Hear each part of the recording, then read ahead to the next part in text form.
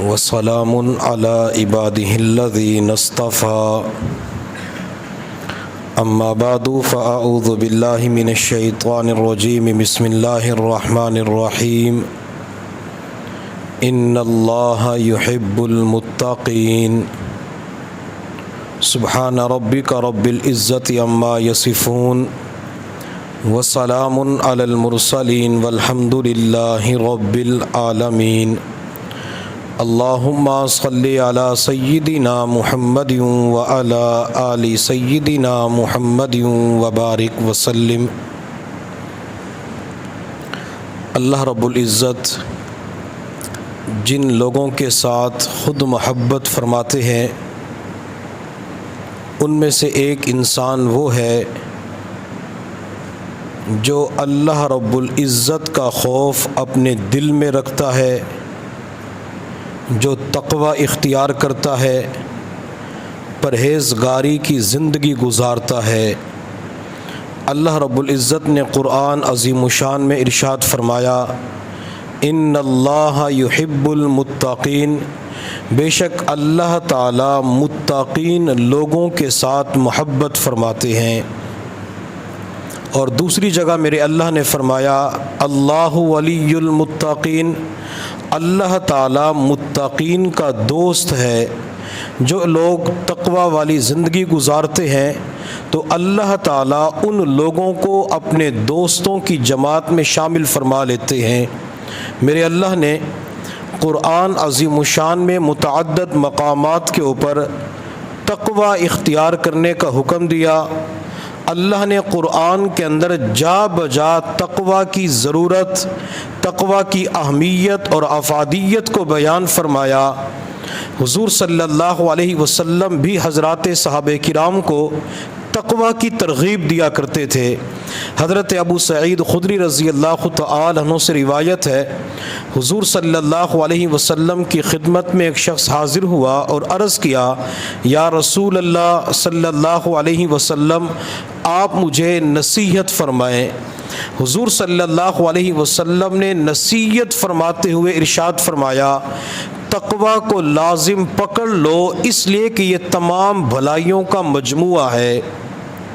حضرت ابو ہریرہ فرماتے ہیں حضور صلی اللہ علیہ وسلم کی خدمت میں ایک شخص حاضر ہوا، اس نے آ کے سوال کیا ای الناس اکرم، اللہ کے نبی تمام لوگوں کے اندر سب سے زیادہ عزت والا کون ہے، سب سے زیادہ مکرم معزز کون ہے؟ نبی علیہ الصلوۃ والسلام نے یہ نہیں فرمایا کہ جس کے پاس مال پیسہ زیادہ ہے تو وہ عزت والا ہے، جو اعلیٰ حسب نسب رکھتا ہے تو وہ عزت والا ہے، جس بندے کے پاس علم زیادہ ہے تو وہ عزت والا ہے۔ نبی علیہ السلام نے یہ نہیں فرمایا کہ جو زیادہ ذکر کرتا ہے یا مسجد مدرسے کے اندر خانقاہ میں وقت گزارتا ہے وہ عزت والا ہے، بلکہ میرے محبوب صلی اللہ علیہ وسلم نے ارشاد فرمایا اکرمہم عند اللہ اتقاہم، اللہ تعالیٰ کے نزدیک سب سے زیادہ عزت والا وہ ہے جو تقوی بھری زندگی گزارتا ہے۔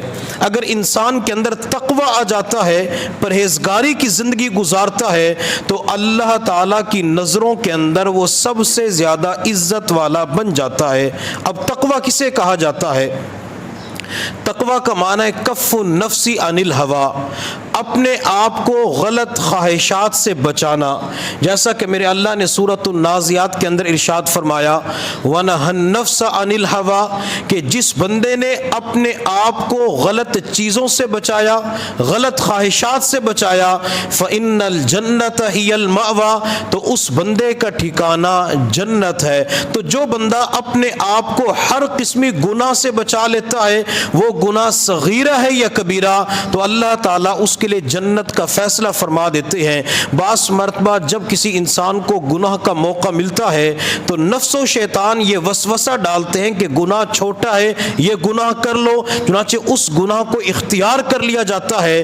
حافظ ابن قیم رحمۃ اللہ علیہ فرمایا کرتے تھے اے دوست یہ نہ دیکھنا کہ گناہ چھوٹا ہے یا بڑا، بلکہ اس پروردگار کی عظمت کو دیکھنا جس پروردگار کی کی تو نافرمانی کر رہا ہے۔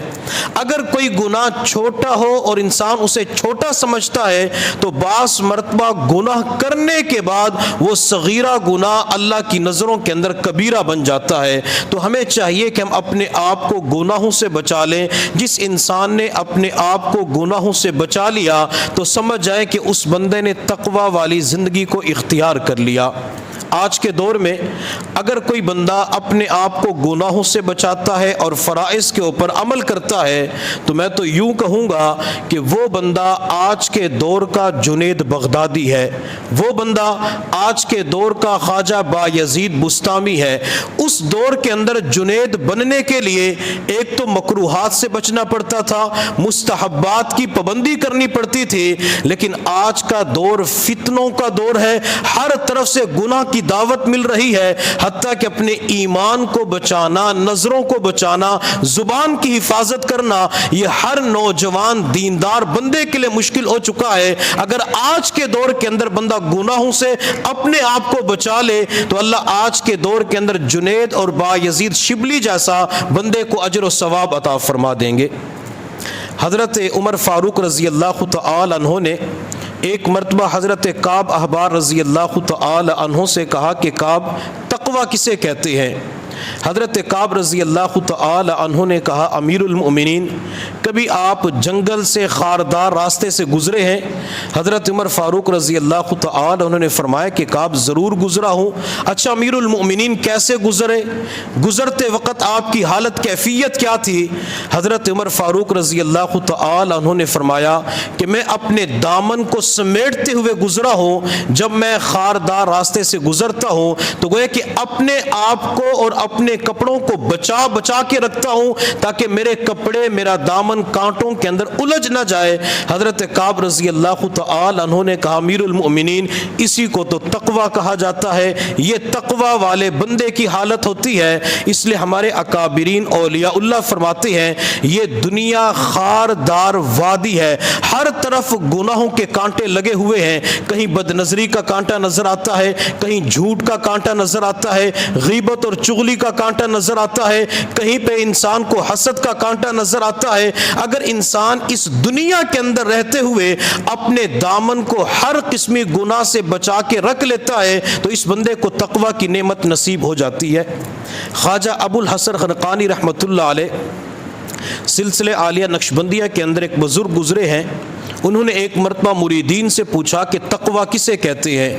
تو کسی نے کوئی جواب نہ دیا تو حضرت نے خود ارشاد فرمایا کہ تقوی کا ادنا درجہ یہ ہے کہ انسان گناہ نہ کرے، اور تقوی کا اعلیٰ درجہ یہ ہے کہ انسان کے دماغ کے خیالات، انسان کے دل کے جذبات اتنے پاکیزہ اور صاف ستھرے ہوں کہ ان خیالات اور جذبات کو مجسم کر کے ایک پلیٹ کے اندر رکھ کر برسر عام لوگوں کے سامنے پھرایا جائے تو اس پر بندے کو بالکل ندامت نہ ہو، یہ تقوی کا اعلیٰ درجہ ہے۔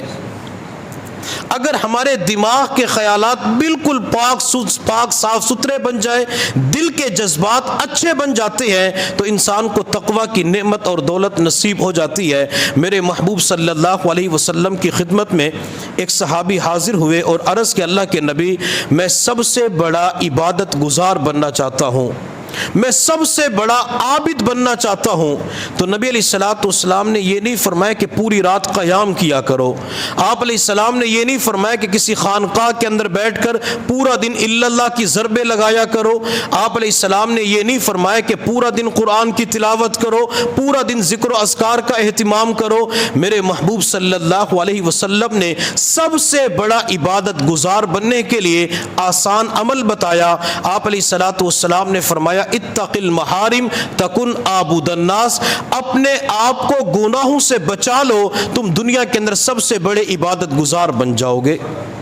آج کی دنیا میں سب سے بڑا عبادت گزار اسے سمجھا جاتا ہے جو نوافل کا اہتمام کر لے، جو تکبیر اولیٰ کی پابندی کر لے، صف اولیٰ کا اہتمام کر لے، وہ تہجد، اشراق اور اوابین کی پابندی کا اہتمام کرے۔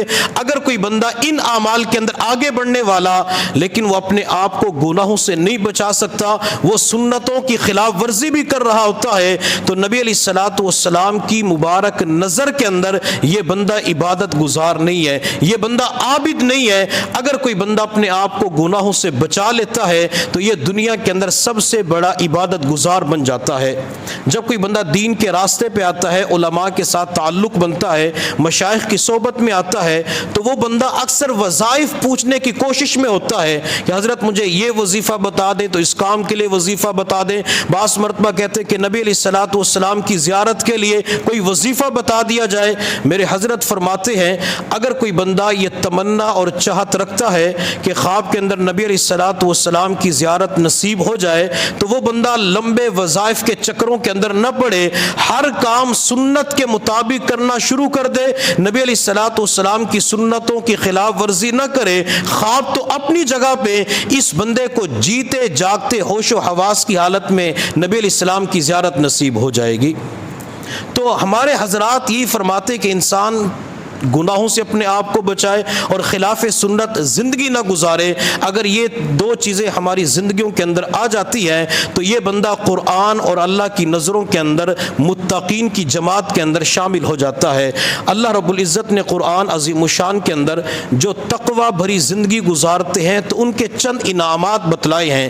میرے اللہ نے سب سے پہلا انعام متقین بندوں کا یہ بتایا, وَمَن يَتَّقِ اللَّهَ يَجْعَل لَّهُ مِنْ أَمْرِهِ يُسْرًا. جو بندہ تقوی اختیار کرتا ہے تو میں اس بندے کے کاموں کے اندر آسانی پیدا کر دیتا ہوں. جو اپنے آپ کو گناہوں سے بچاتا ہے اس کی دکان کے اندر معاملات کے اندر آسانی ہو جاتی ہے, سامان بیچنے کے اندر, لینے کے اندر, قرضوں کے اندر, گھر بار کے اندر, رشتوں کے اندر, بچوں کے حوالے سے, برادری خاندان کے اندر اللہ ہر اعتبار سے سہولت پیدا فرما دیتے ہیں. اور میرے اللہ نے قرآن عظیم الشان کے اندر تقوی کا دوسرا انعام یہ بتلایا, وَمَن يَتَّقِ اللَّهَ يَجْعَل لَّهُ مخرجا.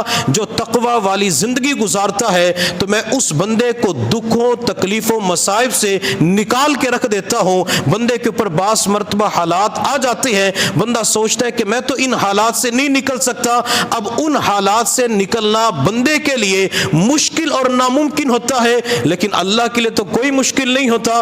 حضرت یونس علیہ السلام مچھلی کے پیٹ میں گئے تو یونس سوچ رہے ہوں گے کہ مچھلی کے پیٹ سے تو نہیں نکل سکتا. اب یونس کے لیے تو مشکل تھا لیکن اللہ کے لیے کوئی مشکل نہیں تھا. اللہ نے یونس علیہ السلام کو مچھلی کے پیٹ سے نکال دیا, یوسف علیہ السلام کو کنویں سے نکال دیا. اللہ رب العزت نے یوسف علیہ السلام کو زلیخا کے گھر کے اندر فتنوں کے دور کے اندر گناہ کے وقت آپ کو نجات عطا فرما دی. جو اللہ انبیاء کے ساتھ یہ معاملہ فرماتے ہیں, اگر انبیاء کے نقش قدم پہ چلتے ہوئے ہم نے تقوی والی زندگی کو اختیار کر لیا تو اللہ تعالیٰ تکالیف کے اندر ہمارے لیے نجات کا راستہ پیدا فرما دیں گے.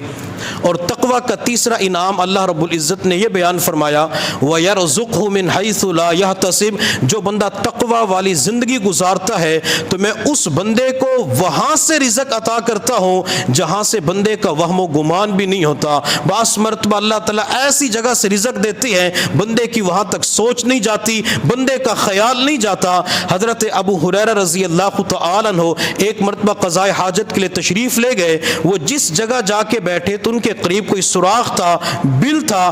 اس سوراخ سے چوہا باہر نکلا, اس کے منہ کے اندر ایک چاندی کا سکہ تھا جسے درہم کہا جاتا ہے. اس چوہے نے تقریباً 6 دراہم باہر لا کے رکھ دیے.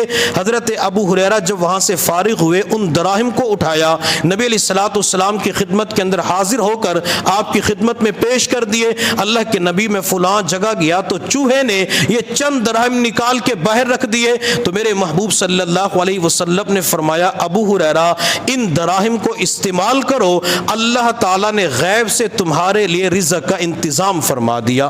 میرے حضرت فرماتے ہیں حضرات صحابہ کرام تقوی والی زندگی گزارتے تھے تو اللہ انہیں بلوں سے رزق عطا فرمایا کرتے تھے. ہم نے تقوی والی زندگی کو چھوڑ دیا تو ہماری پورے مہینے کی تنخواہ بلوں کے اندر چلی جاتی ہے. کبھی ٹیلی فون کا بل, یہ گیس کا بل, دکان کا بل, حتیٰ کہ مہینہ پورا نہیں ہوتا ہماری تنخواہ پہلے ہی ختم ہو جاتی ہے۔ اگر تقوی والی زندگی گزارنا شروع کر دیں تو اللہ تعالیٰ اپنے خزانوں سے رزق کا انتظام فرمائیں گے۔ پانچواں، چھٹا اور ساتواں انعام میرے اللہ نے ایک ہی آیت کے اندر بتایا، یا ایھا الذین آمنوا ان تتقوا اللہ یجعل لکم فرقانا ویکفر عنکم سیئاتکم ویغفر لکم۔ اللہ فرماتے ہیں کہ اگر تم تقوی والی زندگی گزارو گے، ایک تو میں تمہیں نور فرقان عطا کروں گا۔ نور فرقان کسے کہتے ہیں؟ جب یہ نعمت کسی بندے کو مل جاتی ہے تو جائز اور ناجائز کے درمیان تمیز کرنا بندے کے لیے آسان ہو جاتا ہے، حلال اور حرام کے درمیان فرق کرنا بندے کے لیے آسان ہو جاتا ہے۔ اور چھٹا انعام اللہ نے بتلایا کہ تقوی کی وجہ سے میں گناہوں کو نیکیوں کے اندر تبدیل کر دیتا ہوں۔ ساتواں انعام اللہ نے یہ بتلایا کہ جو بندہ تقوی والی زندگی گزارتا ہے میں قیامت کے دن اس بندے کی مغفرت فرما دوں گا۔ آٹھواں انعام میرے اللہ نے بتایا، وَلَوْ أَنَّ أَهْلَ الْقُرَىٰ آمَنُوا وَاتَّقَوْا لَفَتَحْنَا عَلَيْهِمْ بَرَكَاتٍ مِّنَ السَّمَاءِ وَالْأَرْضِ۔ اگر لوگ تقوی اختیار کریں تو میں ان لوگوں کے اوپر زمین اور آسمان سے برکتوں کے دروازے کو کھول دوں گا۔ آج کے دور میں ہر بندہ یہی چاہتا ہے کہ اللہ برکتوں والا رزق عطا فرما دے، برکتوں والی روزی عطا فرما دے۔ تو اللہ نے آسان اور پیارا نسخہ بتلا دیا کہ تم تقوی والی زندگی گزارو۔ تقوی کا معنی کہ اپنے آپ کو گناہوں سے بچا لو، میں تمہیں ہر اعتبار سے برکتوں کے ساتھ مالا مال کر دوں گا۔ اللہ رب العزت کی بارگاہ میں دعا ہے اللہ تعالی ہم سب کو تقوی والی زندگی نصیب فرمائے۔ وآخر دعوانا ان الحمد للہ رب العالمین۔ الحمد للہ رب العالمین والعاقبۃ للمتقین والصلاة والسلام علی سیدنا محمد وآلہ واصحابہ اجمعین۔ ربنا آتنا فی الدنیا حسنۃ وفی الآخرۃ حسنۃ وقنا عذاب النار۔ وصلی اللہ تعالی علی خیر خلقہ محمد وآلہ واصحابہ اجمعین برحمتک یا ارحم الراحمین۔